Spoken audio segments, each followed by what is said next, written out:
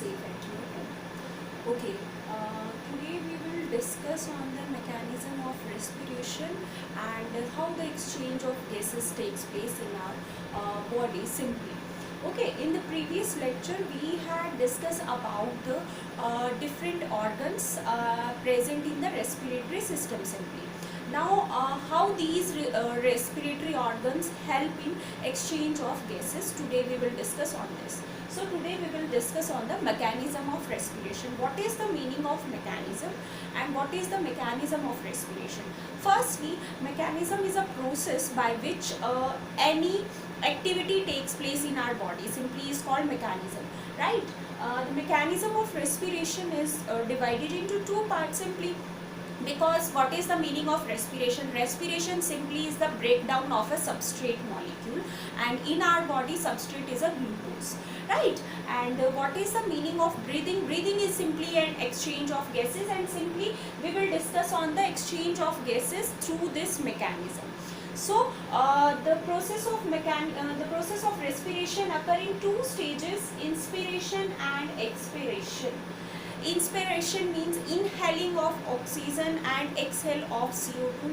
Simply expiration means exhale of CO2, means removal of unwanted gases and inhale of useful or necessary gas for the breakdown of substrate molecule, or for the breakdown of for the mechanism of respiration simply. So it is divided into two parts. Firstly, we will discuss on the inspiration, how inspiration takes place in our body.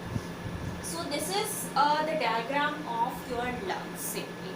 You know very well our both the lungs are lifted by a U-shaped tube, and a curved tube is called diaphragm, right? So diaphragm is present below your lungs, and the lungs are protected by a cage is called rib cage, because our lungs are the very delicate organ, so they are protected by a 12 pair of ribs simply. So how these gases inhale and exhale from our body? What is the process for this?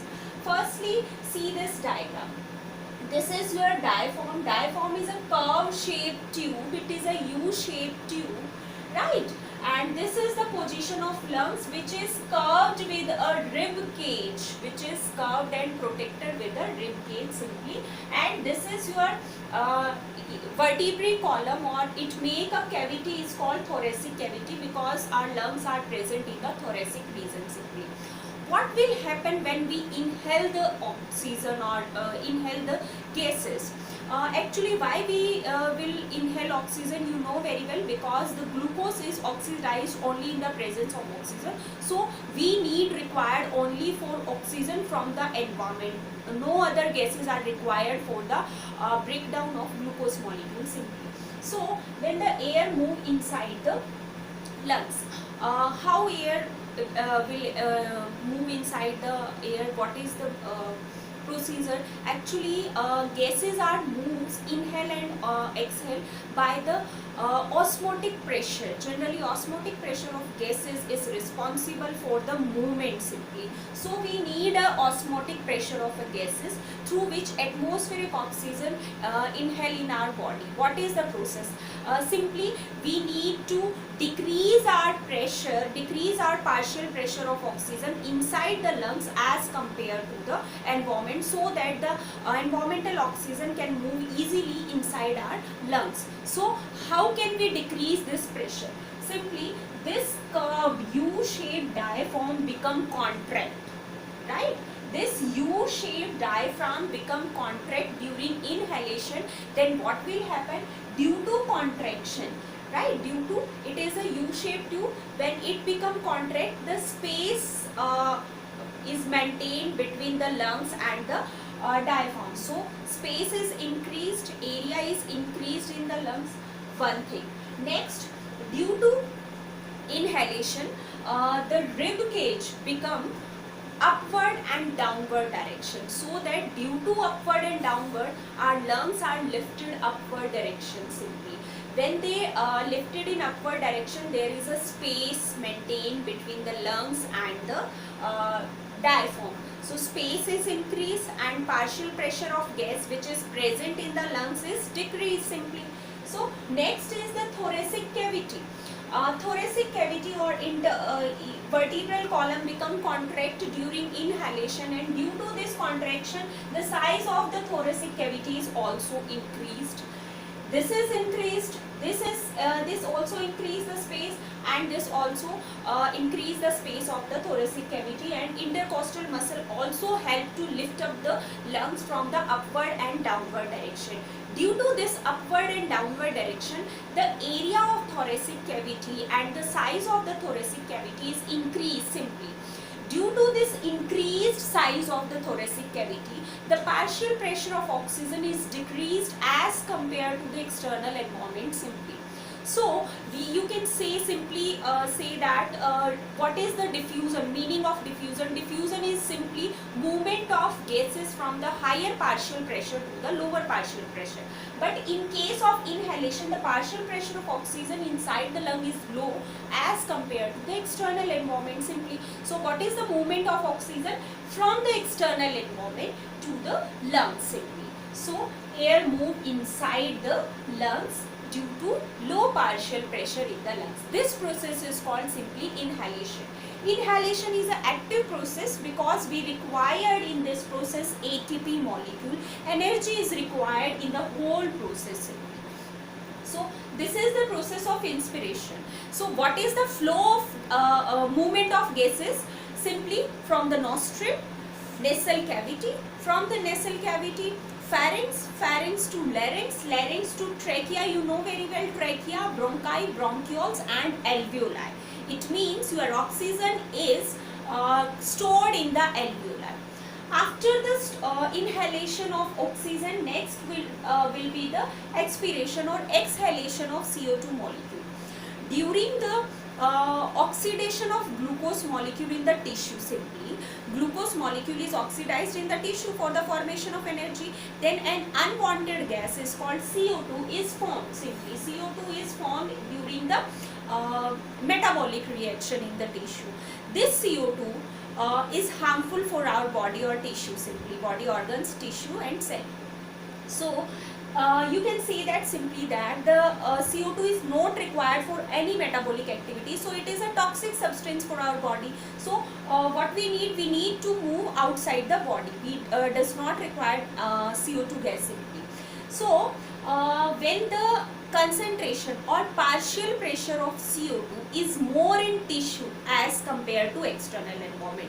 So simply movement of gases from higher to lower, it means CO2 move from the tissue into the lungs, because lungs are the organ, respiratory organ through which movement of gases takes place. So our CO2 molecules move into the alveoli through the blood capillaries simply, because from the tissue CO2 dissolve in the blood, through the blood it move into the alveoli. Now what will happen? This is a curve shape tube become contract during the inspiration. During the expiration it regain its original position, it means it become U-shaped tube. Due to this acquire its original position, the size or the space of the thoracic cavity decrease. This also the vertebral column also become relaxed. Due to this relaxation, the size of the thoracic, volume of the thoracic is decreased.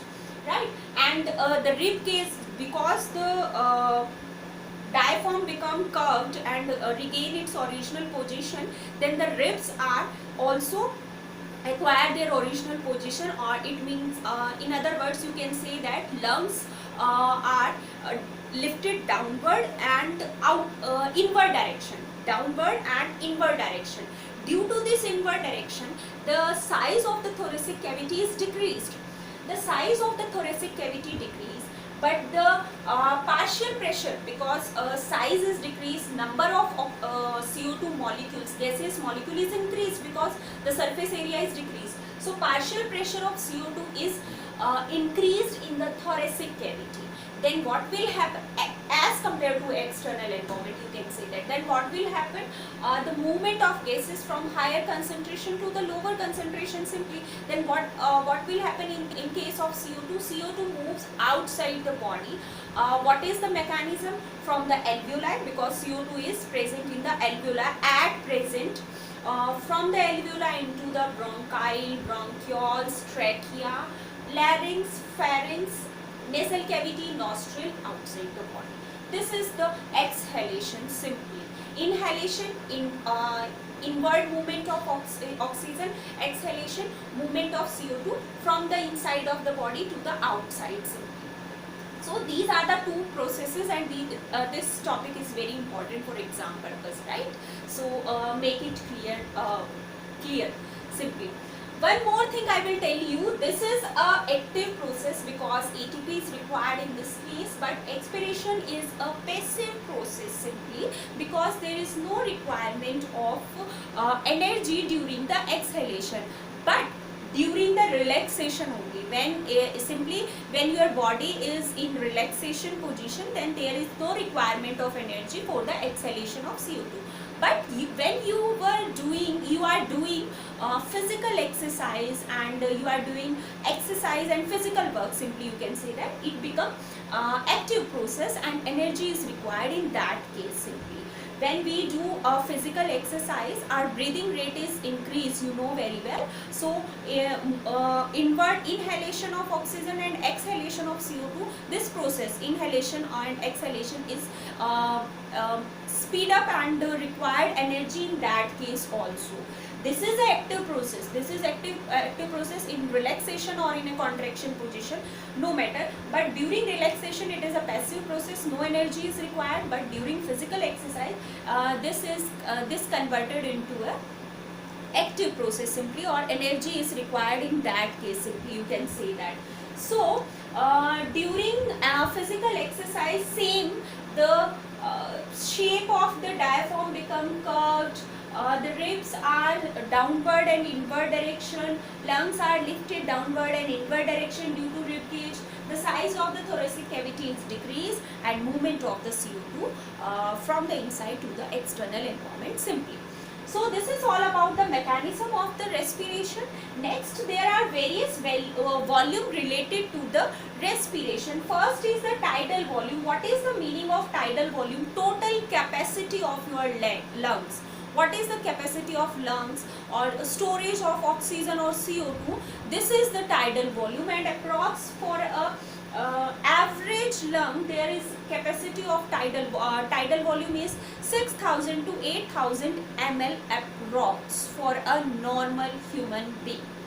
Next is the inspiratory reserve volume. As the name indicates, after the inspiration, normal inspiration of O2, sometime we will forcefully inhale the gases like this. When we forcefully inhale the oxygen and any other gases, is called inspiratory reserve volume. In that condition, the inspiratory volume or inhalation of gas, partial pressure of inhalation gas is increased about 2500 to 3000 ml in a normal human being.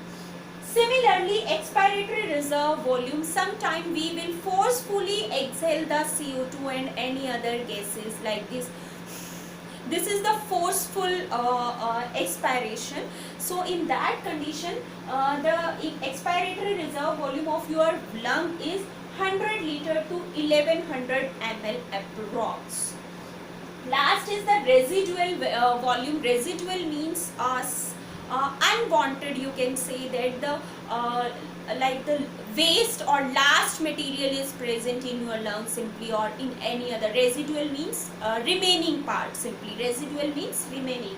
So residual volume after the inspiration and expiration, the some amount of air volume is always present in your lungs, because if this is not present, your lungs become collapsed. So residual volume of gases are always present in your lungs after the inhalation and exhalation, and this is approx 1100 to 1200 ml air is always present in your lungs, in your alveoli, bronchi and bronchioles. So this is all about the mechanism and different volumes related to the respiration.